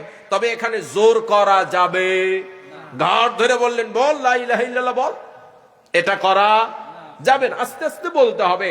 ওর ভাগ্য যদি ভালো থাকে, ওর নসিব যদি ভালো হয়, সুপ্রসন্ন হয়, তাহলে আপনার বলার সাথে ওই মুমূর্ষু ব্যক্তি যদি একবার বলতে পারে লা ইলাহা ইল্লাল্লাহ, নবীজি গ্যারান্টি দিয়েছেন দাখালাল জান্নাহ, সে আল্লাহর জান্নাতে চলে যাবে। বলতে পারেন হুজুর এটা তো খুবই সহজ ব্যাপার, এ আবার হজ করে বোঝানো লাগে? লা ইলাহা ইল্লাল্লাহ জিকির প্রতিদিন হাজার হাজার বার করি, ঘুষ খাই, তাতে হয়েছে কি? সুদ খাই, তাতে হয়েছে কি? বেপর্দা নারীদেরকে দেখে আনন্দ উপভোগ করি, তাতে হয়েছে কি? লা ইলাহা ইল্লাল্লাহ জনমের পড়া পড়ি, নামাজ পড়ি না, তাতে হয়েছে কি? আছে না এরকম কিছু? উপায় হবে না। মুখস্থ যতই থাকুক, নসিবে যদি না থাকে, আমল যদি না থাকে, তাহলে কিন্তু মুখে উচ্চারণ করা যাবে না, সম্ভব নয়। কারণটা হচ্ছে এই কালেমার মধ্যে যেই মালিকের কথা রয়েছে, যেই মালিকের নাম আছে, ওই মালিককে চেনার দরকার আছে না নেই? ওই মালিকের নামের কালেমা পড়ে যদি জান্নাতে যেতে চাও, তাহলে ওই মালিককে চিনতে হবে, ঠিক কিনা? আল্লাহ তাআলা তার অস্তিত্বকে আমাদের সামনে দিনের আলোর মতন সুন্দরভাবে প্রকাশ করে রেখেছেন, ঠিক না বেঠিক? প্রত্যেকটা মানুষের মধ্যে কার অস্তিত্ব লুকিয়ে আছে? জোরে বলেন, কার অস্তিত্ব লুকিয়ে আছে? আমরা যখন দুনিয়ায় এসেছিলাম, সেই মুহূর্তে আমাদের শ্রবণ শক্তি প্রখর ছিল না, পরিপক্ক ছিল না, দৃষ্টি শক্তি অপরিপক্ক ছিল, অন্তর দিয়ে ভালো মন্দ চিন্তা ভাবনা করার মতন কোন শক্তি ছিল? আল্লাহ তাআলা পর্যায়ক্রমে এই সব শক্তিগুলো, ইন্দ্রিয় শক্তিগুলো আল্লাহ তাআলা ধারাবাহিকভাবে দিয়েছেন কি দেন নাই? আল্লাহ রাব্বুল আলামিন বলেন, আল্লাহু আখরাজাকুম মিন বুতুনি উম্মাহাতিকুম লা তা'লামুনা শাইআ ওয়া জা'আলা লাকুমুস সামআ ওয়াল আবসারা ওয়াল আফইদা লাআল্লাকুম তাশকুরুন। আল্লাহ রাব্বুল আলামিন বলেন, ও দুনিয়ার মানুষ, তোমরা যারা আমি আল্লাহকে বিশ্বাস করতে চাও না, আল্লাহর কৃতজ্ঞতা পেশ করতে চাও না, তোমরা কোরআনুল কারীমের এই আয়াত নিয়ে গবেষণা করো, চিন্তা করো।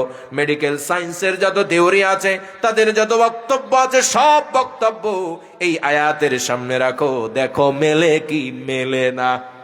তোমাদেরকে আমি আল্লাহ তাআলা তোমাদের মায়েদের পেট থেকে আমি আল্লাহ বের করেছি। কে বের করেছেন? ডাক্তার বের করতে পারে নাই। ডাক্তার শুধু চেষ্টা সাধনা করেছে, বের হওয়ার ক্ষমতাটা দিয়েছেন কে?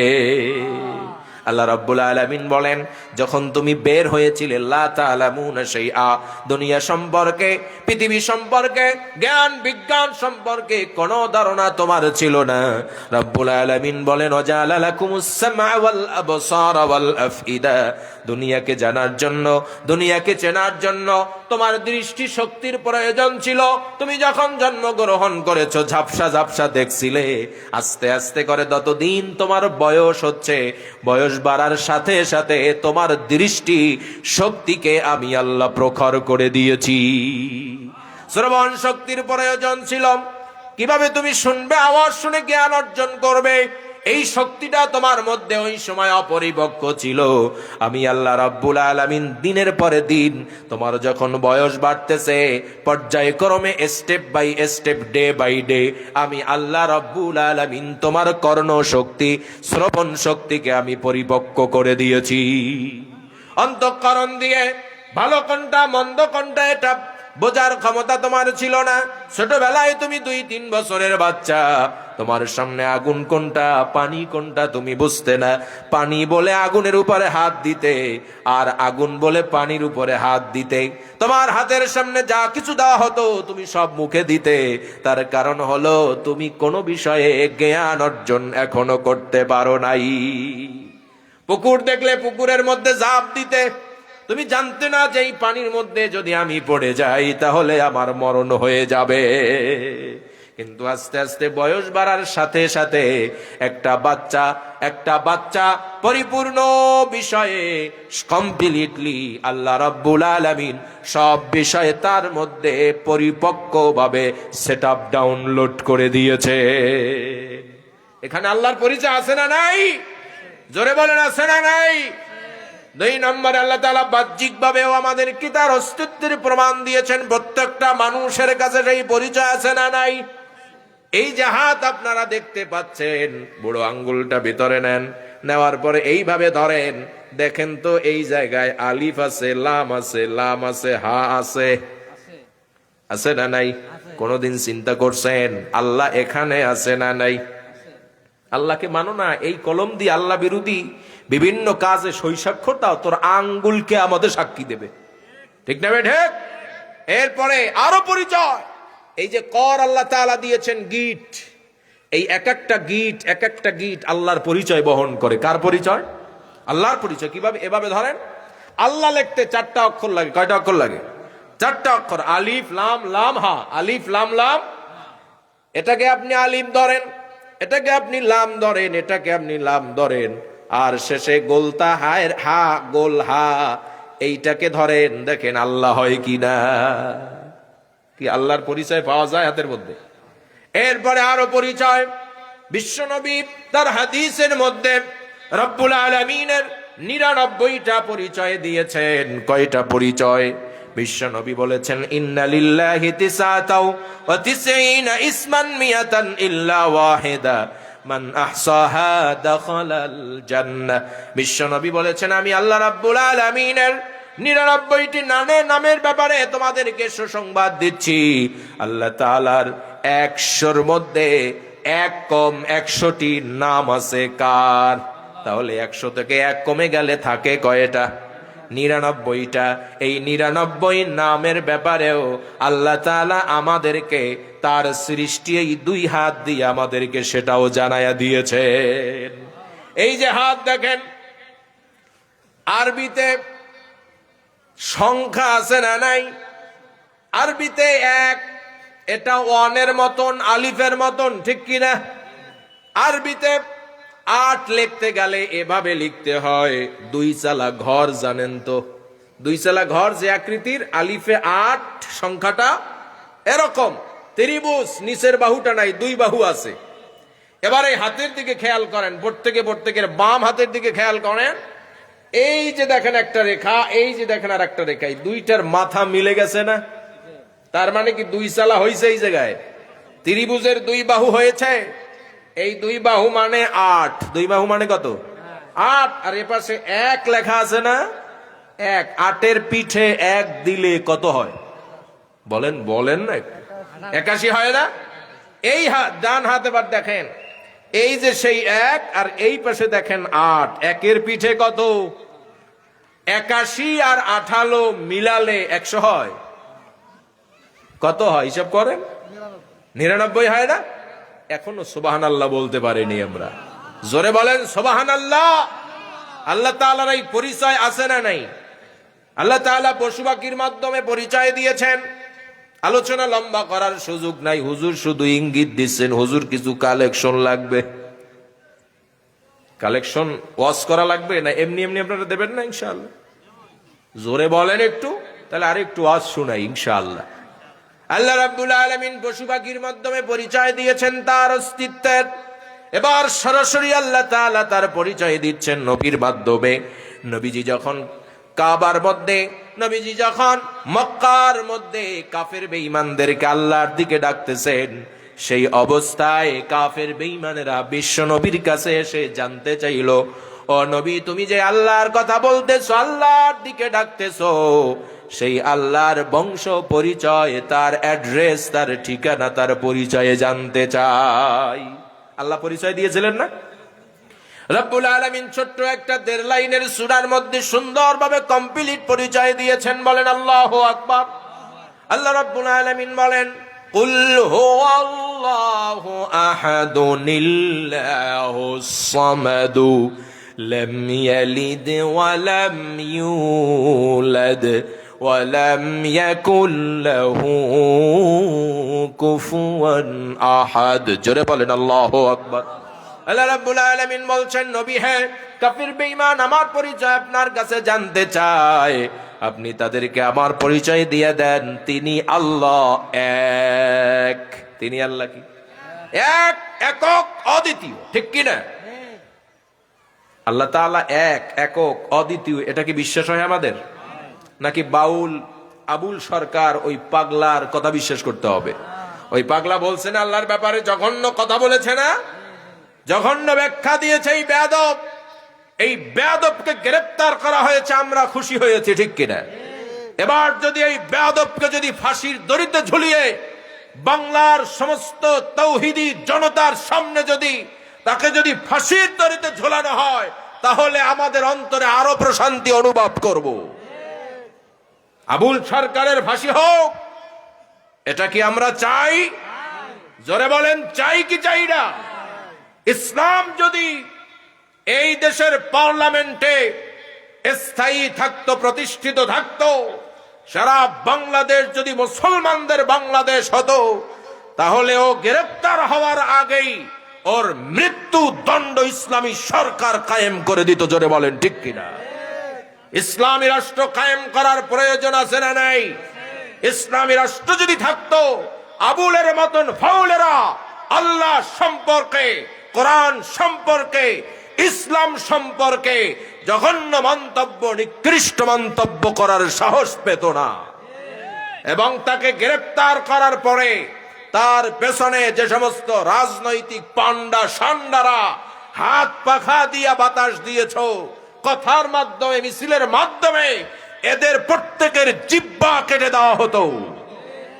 ইসলামী রাষ্ট্র নাই বলে আজকে তারা ইসলামের বিরুদ্ধে কাফের বেঈমানদের মতন মুসলমান হওয়া সত্ত্বেও বাউল আর ফাউলেরা কোরআন নিয়া বিরূপ মন্তব্য করছে, আল্লাহ সম্পর্কে বিরূপ মন্তব্য করছে। জোরে বলেন ঠিক কিনা? আমরা চাই আবুল সরকার নামক এই জানোয়ারকে, এই বেয়াদবকে প্রকাশ্যে তওবা চাইতে হবে, তওবা করতে হবে, জাতির সামনে তওবা করতে হবে, এবং এহেন কর্মকাণ্ড আর দ্বিতীয়বার করবে না বলে স্বীকারোক্তি দিতে হবে। যদি না দেয়, তাহলে আমরা তার ফাঁসির দড়িতে ঝোলা অবস্থায় আমরা দেখতে চাই। এই আবুল্লাহ বলেছে না, আবুল্লাহ কি সমাজের মধ্যে যেটা একটু বলদ প্রকৃতির, ওরে কিন্তু সবাই বলে আবুল আসতেছে। আবুল, আবুল কিন্তু আসলে বেশি একটা সম্মানজনক নাম নয়। ঠিক কি না? আমরা সম্মান দেই না, কিন্তু আবুল মানে হলো পিতা। আবুল মানে কি? পিতা। কিন্তু এই আবুল নাম নিয়ে যদি খারাপ কাজ করে, অসম্মানজনক, অসৌজন্যমূলক আচরণ করে, তখন আমরা তাকে আর পিতার মতন সম্মান দিতে পারি না। তখন তাকে আমরা ঝাঁটার বাড়ি দিয়া আবুল্লাহ নাম হিসেবে ডাকতে পারি। এই আবুল বলেছে আল্লাহ একজন কেন? আল্লাহর সাথে আর এক আল্লাহ হইলে তো পাল্লা ভালোই হইতো। নাউজুবিল্লাহ। আল্লাহর সাথে আর একজন আল্লাহ হবে না কি হবে, এটা আল্লাহ তাআলা ভালোই জানেন। ঠিক কিনা? আল্লাহ তো পরিচয় দিয়েছেন, আমি আল্লাহ এক, দ্বিতীয় কোন আল্লাহর সুযোগ নাই। ঠিক না? ঠিক। এরপরে এই বেয়াদব আরো বলেছে, আল্লাহ তার সাথে যদি আরো শত শত আল্লাহ সৃষ্টি করতেন, তাহলে তো তার মর্যাদা আরো বেড়ে যেত। নাউজুবিল্লাহ। জোরে বলেন। যে নাউজুবিল্লাহ বলবেন না, ক্যান্সার হয়ে মরবা কিন্তু। জোরে বলো নাউজুবিল্লাহ। এই কথা আমরা বিশ্বাস করি। আল্লাহ তাআলা বলেছেন আমি এক। আমরা সেই একাত্মবাদের উপর স্থির থাকতে চাই, কায়েম দায়েম থাকতে চাই। আবুলের মতন এই ফাউলদের কথায় আমরা কর্ণপাত করি না। জোরে বলেন ঠিক কিনা? এরপরে আবুল বলছে আল্লাহ আল্লাহ একদিন আমাদের গানের মঞ্চে আসলো, বলেন নাউজুবিল্লাহ। আল্লাহ আসার পরে 4টে খাওয়াই দাওয়াইয়া বিদায় দিয়েছি। কত বড় বেয়াদবিপূর্ণ কথা! এহেন কথা আবু জাহালও বলে নাই। আবু জাহাল এরকম কথা বলেছে আল্লাহর ব্যাপারে। ওদেরকে জিজ্ঞেস করা হয়েছে, ওয়ালাইন সাআলতাহুম মান খালাকাস সামাওয়াতি ওয়াল আরদা লায়াকুলুন্নাল্লাহ। নবীজিকে বলা হয়েছে তাদেরকে জিজ্ঞেস করেন আসমান জমিনের স্রষ্টা কে। এই কাফের বেঈমানেরা বেঈমান হওয়া সত্ত্বেও তারা বলেছে অবশ্যই আল্লাহ। সুবহানাল্লাহ। কিন্তু আবুল সরকার, এই বাউল নামের ফাউল এই শিল্পী বয়াতি, এই বেয়াদব বলেছে আল্লাহ একবার আমাদের কাছে এসেছিল গানের মঞ্চে, খাওয়াইয়া দাওয়াইয়া বিদায় দিছি। আল্লাহ কি এত ছোট? আল্লাহ সবচাইতে বড় না? আল্লাহু আকবার নামাজে কতবার বলি, হিসাব আছে কোন? আল্লাহু আকবার মানে আল্লাহ সবচাইতে। আল্লাহু লা ইলাহা ইল্লা হুয়াল হাইয়ুল কাইয়্যুম আর রহমানু আলাল আরশি ইস্তাওয়া সুম্মা ইস্তাওয়া আলাল আরশ। আল্লাহর স্থান, সম্মানজনক স্থান হলো আরশ আজিমের উপরে। ঠিক না বে ঠিক? যত সৃষ্টি আছে আল্লাহর, সব সৃষ্টির মধ্যে আরশ আজিম হচ্ছে সবচাইতে বড় সৃষ্টি। আল্লাহ তাআলা তারও কত উপরে আছেন সেটা আল্লাহই ভালো জানেন। এই আবুল্লার এই নাস্তিক মার্কা অনুষ্ঠান, গান বাজনার অনুষ্ঠান, যেই সমস্ত আউল নামের বাউল নামের ফাউলেরা নারী সদস্য ছাড়া এক রাত ঘুমাতে পারে না, গাজা ছাড়া একদিন চলে না, মদ ছাড়া একদিন চলে না, এই বদমাইশদের কাছে গিয়ে দাঁড়ালে মনে হয় মশামাছিও তাদের কাছে আসে না, কয়েল গোলপ কিচ্ছু লাগে না। কত বড় জানোয়ার এগুলো! আল্লাহ নাকি একদিন আইছে সব খাওয়াইয়া বিদায় দিচ্ছে, নাউযুবিল্লাহ। এরপরে আরো কি জঘন্য কথা বলেছে এই বেয়াদব, এগুলো বলার দরকার আছে না নেই? এই আবুল সরকার নামক বয়াতি এই বেয়াদব বলেছে আল্লাহর কথার কোনো গোয়ামাতা পাই না। জোরে বলো নাউযুবিল্লাহ। কেন বলেছে? আল্লাহর নবীর হাদিস আছে, আউয়ালু মা খালাকাল্লাহুল কলম। এই কলমের জায়গায় আরশের কথা আছে, এরপরে কুরসির কথা আছে, নূরের কথা আছে। জানি না ও কোথায় পেয়েছে এগুলো। এই বর্ণনাগুলো আছে, কিন্তু এই বর্ণনা এক একটার সাথে আর একটার বৈপরীত্য দেখা দিয়েছে, দ্বন্দ্ব দেখা দিয়েছে। তো এই দ্বন্দ্ব নিরসন করবে তো বড় বড় মুহাদ্দিসরা। কারা? হাদিসের মধ্যে দ্বন্দ্ব আসলে সেটাকে নিরসন করতে হয়, দুইটা হাদিসের মধ্যে সমন্বয় করতে হয়। এই সমন্বয় করবে কি এই আউল নামের বাউল নামের আবুল্লাহ সরকার? 4-5 ক্লাস পড়া স্টুডেন্ট এই বেয়াদব ব্যাখ্যা করবে? আল্লাহর কথার আগা গোয়া পাও না, তোমার চামড়া তুলে দেওয়া দরকার, তোরে থাপড়াইয়া কান পাটি গরম করে দেওয়া দরকার। এদের পিছনে যারা দাঁড়ায় আর যারা বলে আবুলের গায়ে বাউলদের গায়ে হাত দেওয়া মানে বাংলাদেশের সংস্কৃতির উপরে আঘাত করা, এই বক্তব্য যারা দিয়েছে, আমরা বলতে চাই আল্লাহর উপরে আঘাত করেছে এই বেয়াদব। তোমাদের কষ্ট হয় না? আর আবুল নামের মুশরিক বেয়াদব নাস্তিকের কথা তার গায়ের উপরে ধাবরায়া পানির মধ্যে ফেলালে সেখানে তোমাদের কষ্ট হয়। ও রাজনৈতিক লিডার, তোমাকে বলে দিচ্ছি এই সমস্ত বক্তব্য প্রত্যাহার করো, না হলে আগামী সময়ে তোমাদেরকে ঝাঁটা পেটা করবে। সমর্থন কিন্তু শেষ হয়ে যাবে, ঠিক কিনা? নাম নিলাম না, ফরহাদ মাজহার নামক আর একটা বুড়া শয়তান আছে না, এই শয়তানের বক্তব্য দেখছেন? বেয়াদব বেয়াদব। এরা এত বড় কথা বলার সুযোগ পায় কোথায়? আজকে আমরা মুসলমানেরা ঐক্যবদ্ধ নাই সেজন্য। জোরে বলেন ঠিক কিনা? মুসলমানদের মধ্যে যে ঐক্য তৈরি হয়েছে, 8 দল ঐক্যবদ্ধ হয়েছে কিনা? এই 8 দলের বাহিরে আমাদের যাওয়ার কোনো সুযোগ। 8 দল যা বলবে আমরা তাই। তারা যদি ইসলামের কথা বলে আমরা ইসলাম কায়েম করব, আমরা ইসলামের পক্ষেই আছি, ঠিক না বেঠিক? যে বলবে আমরা ইসলাম কায়েম করব, দেশে শরিয়া আইন কায়েম করব, তাদের পক্ষে আছি। শরিয়া আইনের বিরুদ্ধে যে বেয়াদব যাবে, তার ক্ষমতা যত বড় থাকুক না কেন, তার সাথে আমরা নাই। জোরে বলেন, তার সাথে আমরা নাই। আবুল সরকার আরো কি বলেছে? কুল আউযু বিরাব্বিন নাস মালিকিন নাস মানুষের নামে সূরা। কাদের নামে সূরা? নাস মানে মানুষ। এই বেয়াদব তাও জানে না, ও আবার আল্লাহর ওলি বয়াতি বাউল হইছে।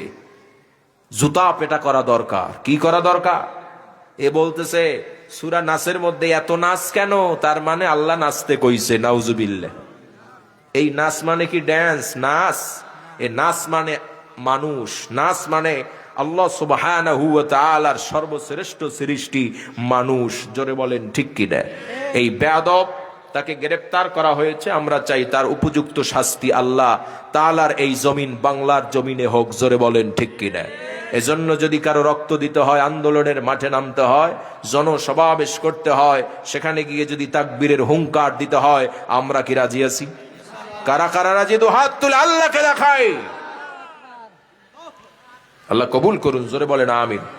কি কোনো বীর পুরুষ নাই যে একটু স্লোগান দিয়ে মঞ্চটাকে একটু গরম বানাবে, প্যান্ডেলটাকে একটু গরম বানাবে? নাই এরকম কেউ। সবে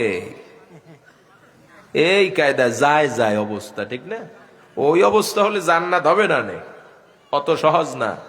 দুর্বল ইমানদারদের জন্য আল্লাহ জান্নাত বানায় নাই। কি হুজুর ভুল কইছি? শক্তিশালী ইমানদার আল্লাহর প্রয়োজন। ওই মরা ও দিয়ে আল্লাহর কাজ না, ঠিক কি না? আল্লাহ তাআলা আমাদের সকলকে, যতটুকু আলোচনা হলো, আলোচনা আরো ছিল,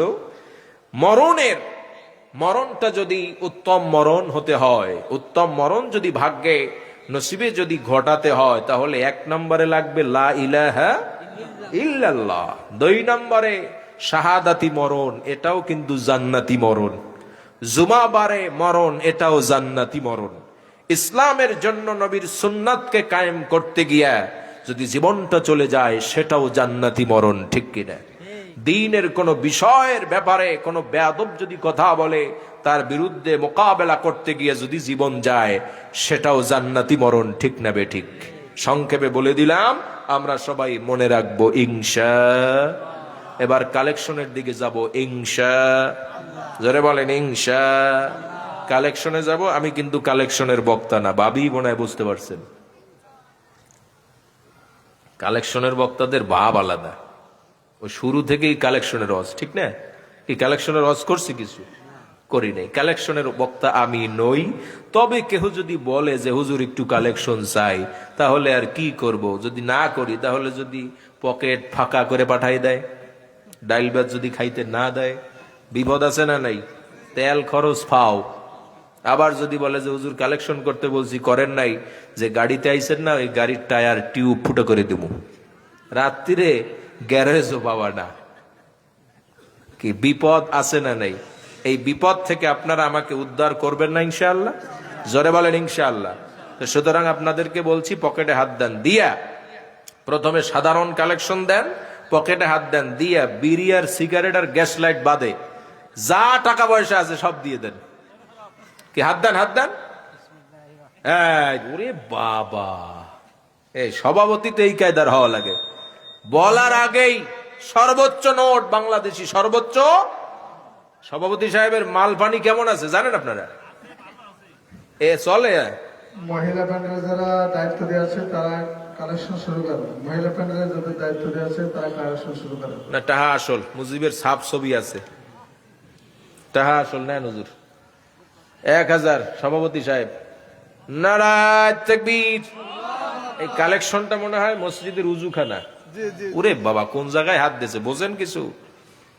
আহাব্বুল বিলাদি ইলাল্লাহি মাসাজিদুহা ওয়া আবগাদুল বিলাদি ইলাল্লাহি আসওয়াকুহা।